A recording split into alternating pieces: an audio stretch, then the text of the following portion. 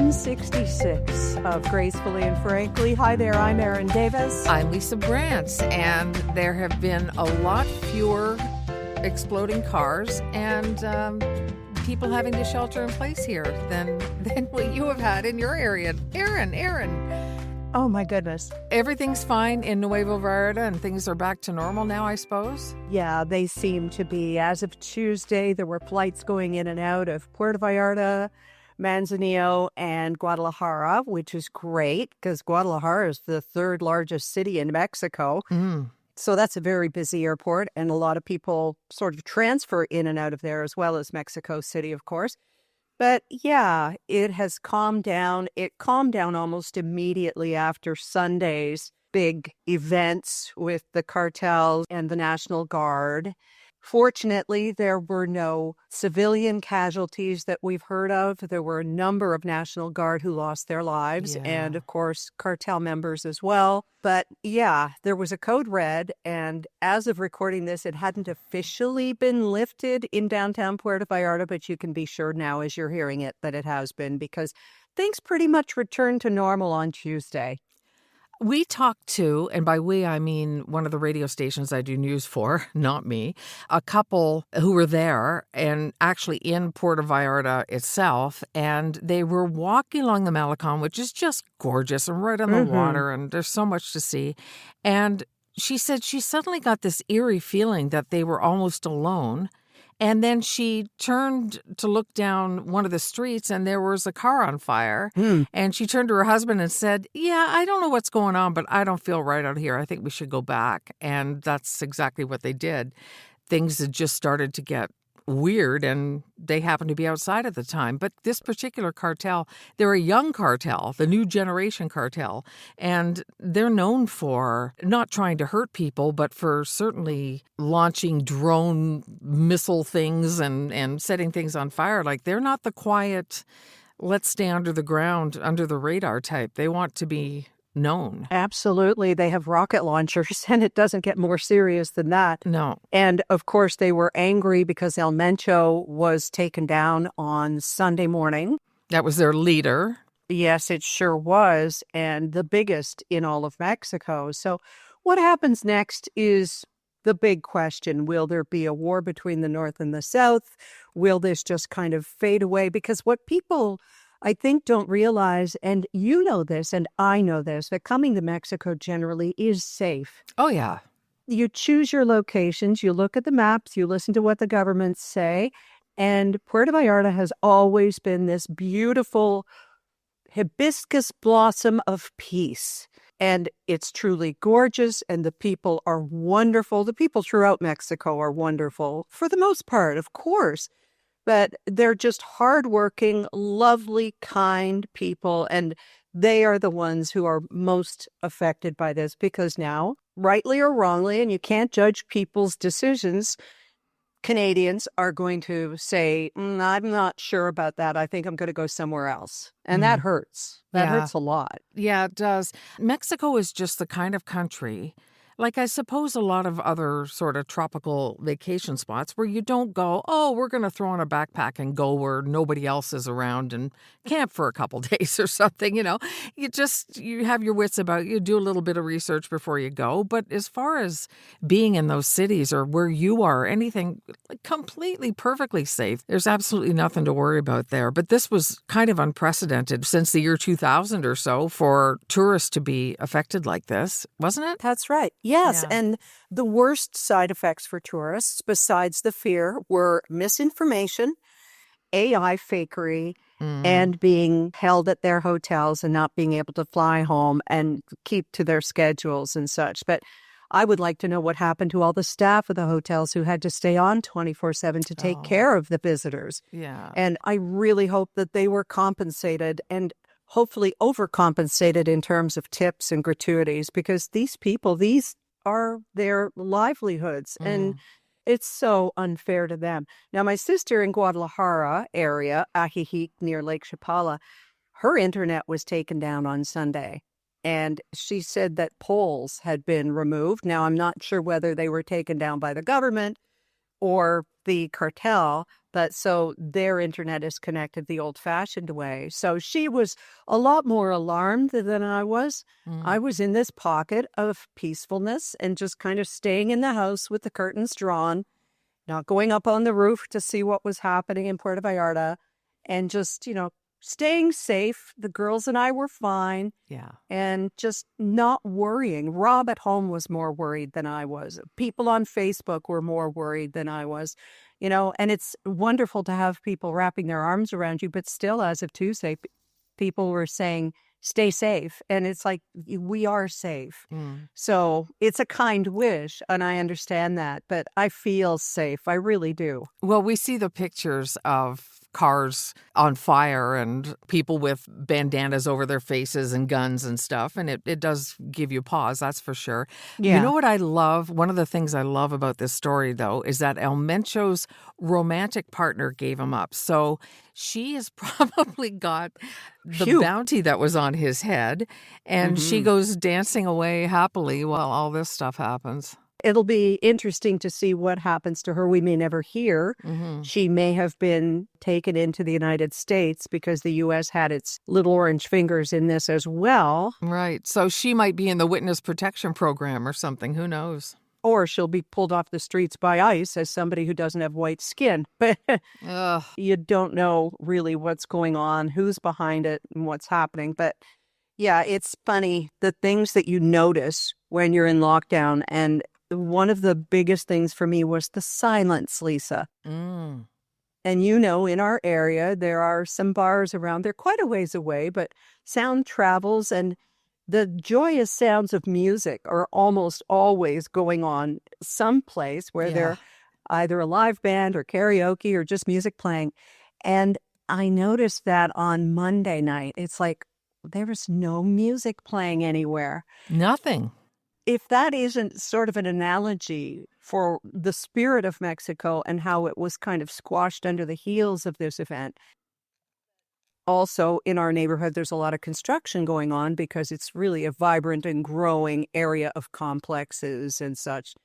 Not to hear a sound, not a hammer, not a drill, not a saw, not a thing, not the boisterous voices of workers around calling out to each other, none of that. And that kind of silence reminded us of the days of COVID when we were in lockdown, or even after 9/11 when, of course, the skies were empty. Yeah.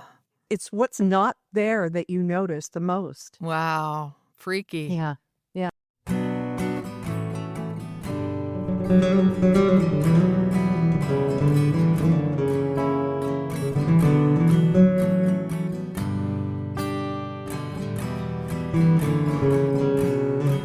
Something else that really came to the fore for me, and I think so many Canadians take this for granted, hopefully after the Olympics they do not, but it is our CBC.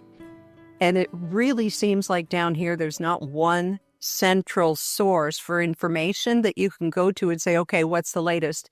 I kept asking my sister, okay, where are you getting your news? What are you hearing? And she said, well, Facebook. And you and I both know anything on Facebook is any rando posting anything, right? Of course. And any rando posting is not necessarily enlightened. Exactly. Or just out and out lies like the AI fakery, the footage of things on fire that weren't, and stuff like that. So I said, wait, you just want me to trust some rando on Facebook? So at the risk of sounding like a foil hat wearer, I did my own research. Yeah, but you really did. You didn't say you did your own research about something without doing medical research or something. Exactly. Yeah. You look into the source. You find out where it's coming from. Yes. So I found a news outlet, the Banderas Tribune or something, and it would be updating regularly. Where was the code red, where it's been lifted, what the government is recommending, if flights are coming in and out. So that's what I used as my source of accurate information. I tried watching Mexican news. Oh, how did that go? Well, because I couldn't get the subtitles setting on, because of course it's not Netflix, I had more luck understanding the guy doing the hearing impaired signing than I did the the actual government officials. They go so Now, fast, you know? I know. Despacio, por favor. But the president is very articulate, speaks slowly and clearly. So I understood Sheinbaum more than I did any of the government officials. So that was good. Look for the correct source and don't listen to everybody whose hair is on fire, figuratively speaking, right? Right, exactly. Well, I'm glad that all tourists seem to be safe and that it's over for you and for the girls. So what did you do during this time? Did you write your little heart out, or what'd you do? Well, I wrote one story for Drift. I wrote 2 blogs because I had one ready to go on Monday. And then I went, no. I think there's something else I have to write about, which is the situation I'm in. I mean, it's not often you find yourself in a place where the focus of the continent, at least, is on you. But mostly we just stayed cuddled up in the bedroom. I would go downstairs with one light on because, this house I'm in is a lot of windows. Yes. And we're not exposed to the street. I should say that. We're in a gated neighborhood. And if somebody wanted to come in here, it'd be super easy. There's just beautiful Alejandro at the gatehouse. And I don't know if he's armed or not. My host here didn't know either. And it doesn't really matter because if you're facing somebody with a rocket launcher, you might as well put your hands up. That's right. But that didn't happen, of course, here in little Nueva Vallarta and Jarataderas. We stayed in our room and we watched TV, and we're halfway through season 2 of ER. Oh, great. And I'm very happy to tell you that both Dottie and Livy are now able to fix or stitch up that finger of yours that you injured with, ironically, avocado. What were you doing? Well, you know how sensitive I am to medication. Like, Yes. if I take a Tylenol, I have to nap. The night before, I'd had some muscle cramping, and I took a muscle relaxer. And I knew when I woke up that I felt stupid. I just was feeling dopey and not quite myself. And I put an avocado in my hand. I never cut avocado this way. I put it in my hand and took the knife through it right into my hand, into my thumb. And it was just stupid, but it bled so much. I actually Googled whether I should go get it stitched up because it was kind of deep. But anyway, it bled for a long time. I finally got it around. It wasn't that big a deal, but it just, they look worse than they are. Oh, I'm sorry Just to hear dumb. that. Dumb.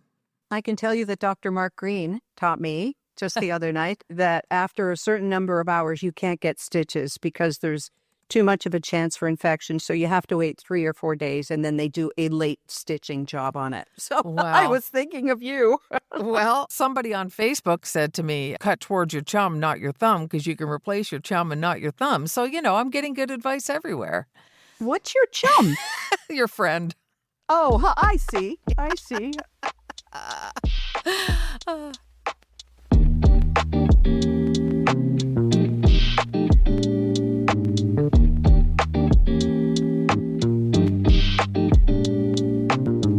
So yeah, I stayed in bed, me and my pillows. 2 of them had Rob's envy pillow and mine. So it felt like home. It felt comfortable, and I was really grateful not to be worried. But I was grateful for that bit of home, the girls and my envy pillows too. Well, no matter where you go, if you take your envy pillow with you, it will make it feel like home. And that's the beautiful thing about being in a hotel room, or even like you are in somebody else's house. You might have to succumb to whatever their mattress is like, but your pillow can be just like it is at home. You just never know when you're traveling if you're going to have a delay at the airport.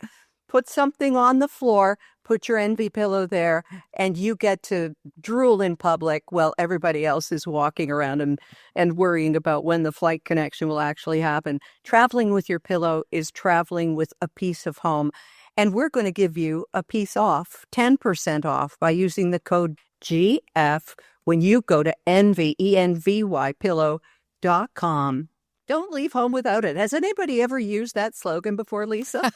No, it's a brand new original one. Yeah. Do you think Prince Andrew had his own pillow? Oh, no, he didn't even spend a night in jail, did he? Can't even call him Prince Andrew. What is it? Andrew Mountbatten Windsor something or other? The artist formerly known as Prince, yes. So he's been arrested and they've been searching his homes, but he doesn't have charges against him.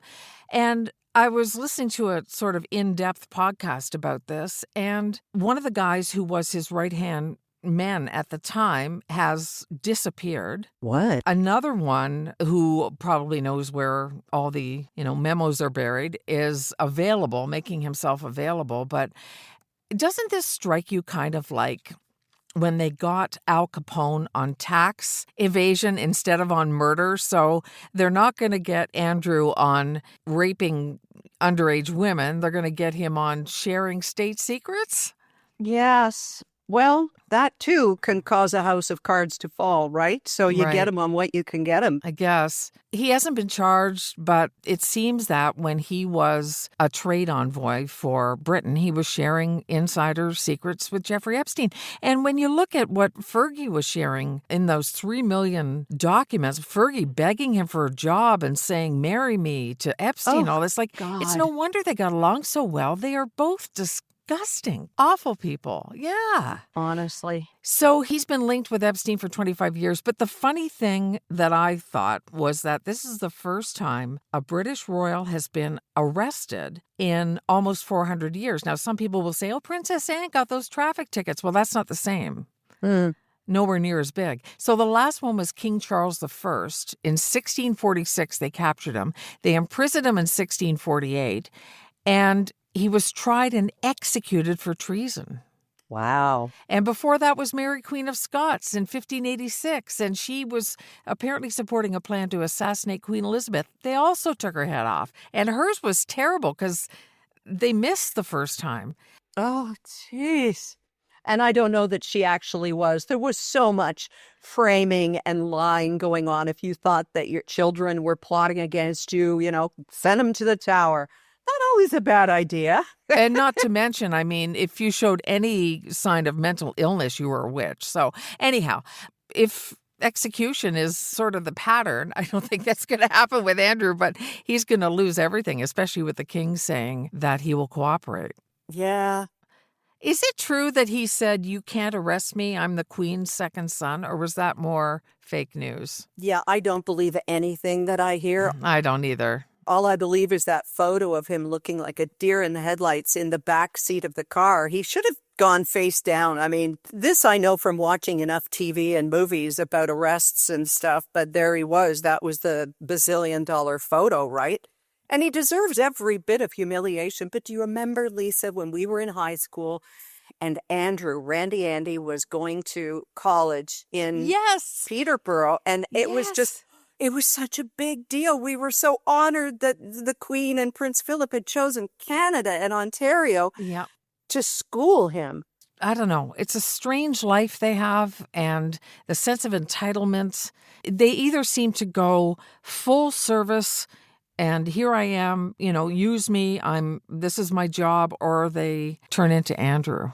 Yeah. Well, imagine being the spare, right? You've got no job, all the time in the world, all the money in the world, all the respect, everybody doing your bidding all the time. It would be miraculous if you didn't turn out like a spoiled brat. But you're old enough to know better. And clearly he wasn't. Oof.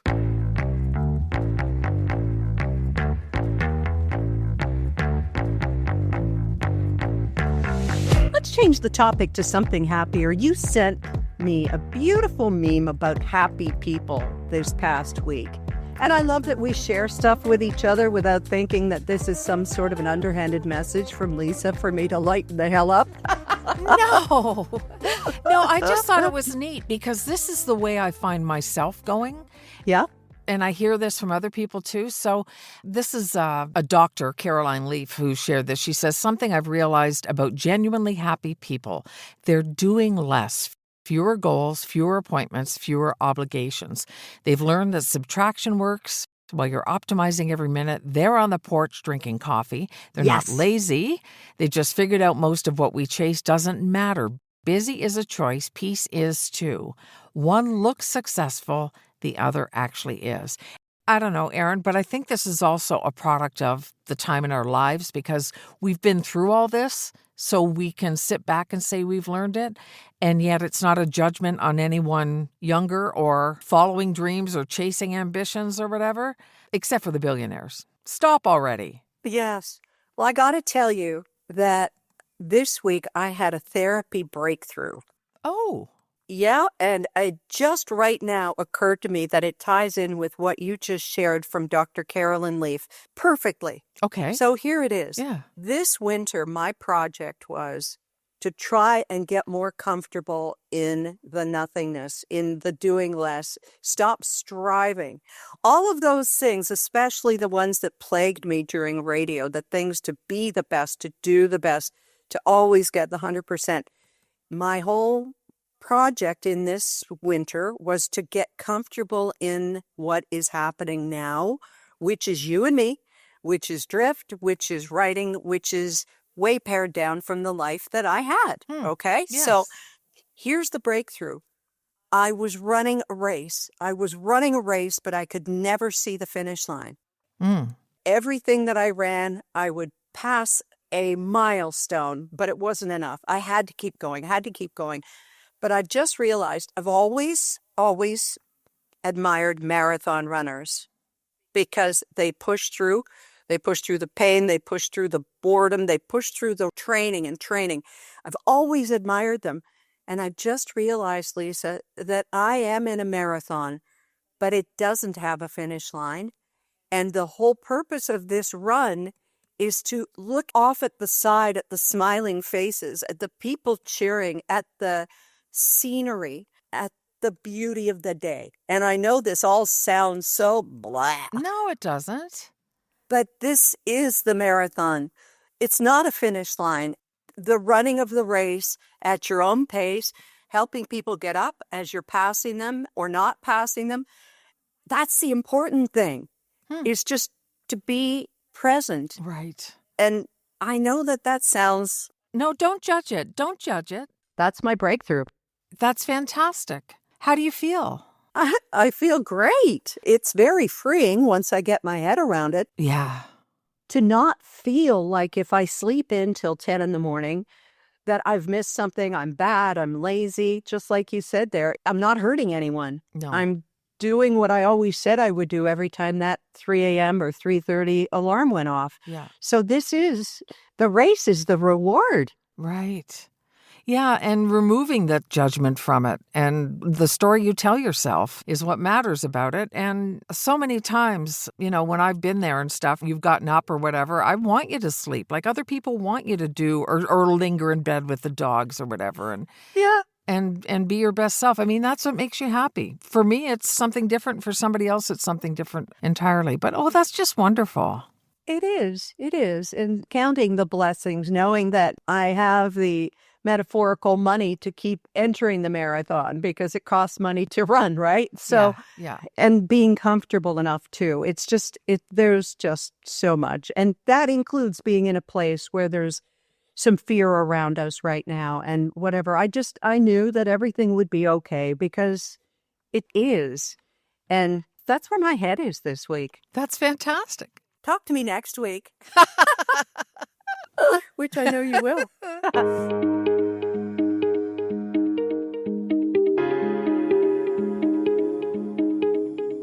Hey, speaking of running races, this is a great time to remind you. And you know what? I actually think that my knees would allow me to do it now, Lisa. How old are we? 63. Jeez. 63, and I could start training. I could be one of those late bloomers who enters the marathon, but I don't need that kind of affirmation. But I know my knees could take it. And Sierra Sil is there for athletes, hockey players, more than you could count, football players, but normal folks like you and me. Your slow marathon to the finish line, whenever it may be. Sierra Sil offers a guarantee. If you don't feel a difference in your pain management within 14 days of starting it, following directions, you get your money back. All natural anti-inflammatories. Read all about it on their website. Find one that's right for you at sierrasil.com. Sierra, like the mountains, SIL.com. And the code GF will get 14% off your purchase.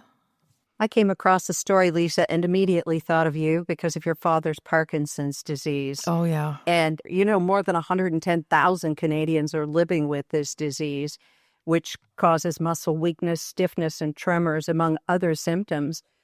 But they're saying the dance classes for people with Parkinson's are getting more and more popular across Canada. Dancing. Interesting. Yeah, because dance can help slow the progression of the disease. No kidding. Yep. Experts are launching a national online arts hub that aims to connect Parkinson's patients across Canada to different programs like singing and dancing, using social services to help improve overall well-being. So if you know someone or are someone in the early stages of Parkinson's, look up dance classes and see if there is one that fits with your life. Who knows? What a great idea. It'll certainly add joy. Yeah. My dad would think this is funny. His tremors got him halfway there to the jitterbug, so... He would say that. Yes, he would. No, that's terrific. Oh, that's the sound of the percolator. Ooh, but sad emoji. There are no bias copies this week. But happy emoji.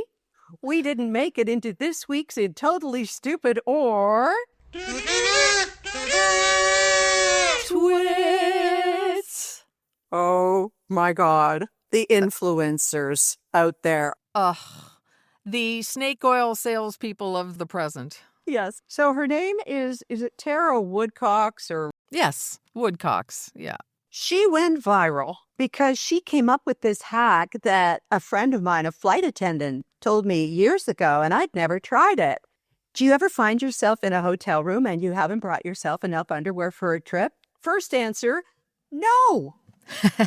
You and I pack enough underwear for the apocalypse. That's right. It's just what we do. This woman's idea was to stuff your undies inside the hotel room coffee maker, run that hot water through it, and voila, your undies are clean. You dry them with a hairdryer, and off you go on your day. How many ways can we express that this is wrong? Do you want to start? Well, I love coffee. And to think that the person ahead of me has just washed their underwear in the coffee maker makes me feel kind of queasy. Kinda. Yeah. I would drink the coffee made from wild cat poop that they were trying to sell us 20 years ago before I drank something out of some influencer's drawer. Lisa, and then the stories that came out of this, that now she's being sued for $1 million. Wait, another story says $1 billion by a hotel chain that had to change all of their coffee makers because people were so disgusted by this. Okay. We can't find any truth behind that. Right. But I would imagine if someone figured out what hotel room she was in and realized they were next, they would not be pleased at all. So here's a question. Have you ever used a hotel bidet to do your laundry? No. I have. When we were traveling Europe many years ago, there would be the toilet, and then there would be that little porcelain bidet with the fountain in the middle, and that's what we would use to wash our undies. I think that is not inappropriate. Okay. What about the sink and some soap? Like, whatever happened to that? I have taken my underwear, when I really needed to wash some, into the shower with me. Mm-hmm. And washed it there because what touches the underwear is getting cleaned in there. So why not? Exactly. But the other thing that I also like to use the shower as a clothing steamer, only if I'm also going to go in the shower. Try not to waste water. Yeah, that's a good idea. And my favorite hotel room hack is the hangers that come with the clips on them. Use those, turn them vertically, and use the clips to hold the curtains that are never big enough together.